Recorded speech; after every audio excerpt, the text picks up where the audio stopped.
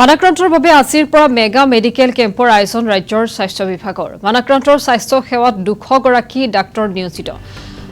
অশোক সিংহলৰ মন্তব্য, মানাক্ৰান্তৰ বাবে চিকিৎসাৰ লগতে পৰামৰ্শ প্ৰদানৰ ব্যৱস্থা। ৰাজ্যৰ চিকিৎসা খণ্ডৰ উন্নীতকৰণৰ বাবে বিশেষ ব্যৱস্থা। তেজপুৰ চিকিৎসা মহাবিদ্যালয়খন ছুপাৰ স্পেচিয়েলিটি হাস্পতালৰ বাবে বিশেষ ব্যৱস্থা কৰা হ'ব বুলি উল্লেখ কৰিছে অশোক সিংহলে।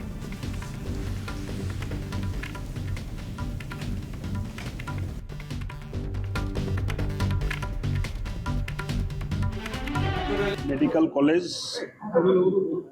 ভ্ৰমণ কাৰ্যসূচী আছিলে। ৰাতিপুৱাৰ পৰা এতিয়ালৈ ৰিভিউ মিটিং, হস্পিটেল চোৱা, OPD চোৱা আৰু গোটেই আলোচনা, ঔষধৰ পৰা আৰম্ভ কৰি চাৰ্জাৰী, IPD সকলো আলোচনা হ'ল। ইয়াক এটা নতুন ছুপাৰ স্পেচিয়েলিটি হস্পিটেল ইয়াৰ ভিতৰত নিৰ্মাণ কৰা হ'ব আৰু উন্নত মানদণ্ডৰ চিকিৎসা মেডিকেল কলেজে কেনেকৈ দিব পাৰে তাৰ ওপৰতো আলোচনা হ'ল। আৰু মই ভাবোঁ যে হস্পিটেলে দিনক দিন এতিয়া আগবাঢ়ি যাব পাৰিব। আৰু যিহেতু মোৰ গৃহ জিলাত মেডিকেল কলেজ, মোৰ এক্সট্ৰাকৈ দায়িত্ব থাকিব যে এই মেডিকেল কলেজখন ভাল হওক আৰু মই চেষ্টা কৰি যাম অসমৰ সমগ্ৰ মেডিকেল কলেজৰ লগত তেজপুৰ মেডিকেল কলেজো আধুনিক চিকিৎসা শিক্ষা আৰু ৰোগীক চিকিৎসা দিয়াত অগ্ৰণী ভূমিকা ল'ব বুলি মই বিশ্বাস কৰোঁ।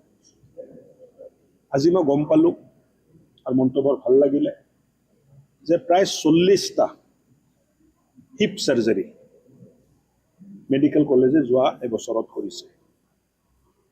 ক'ব গ'লে বহুত ক্ৰিটিকেল আৰু ময়ো জনা নাছিলোঁ, কিন্তু আজি প্ৰেজেণ্টেশ্যনৰ আলোচনাত ওলাল যে প্ৰায় 40খন হিপ চাৰ্জাৰী ছাকচেছফুলি কৰিছে, এটাও চাৰ্জাৰী বেয়া হোৱা নাই।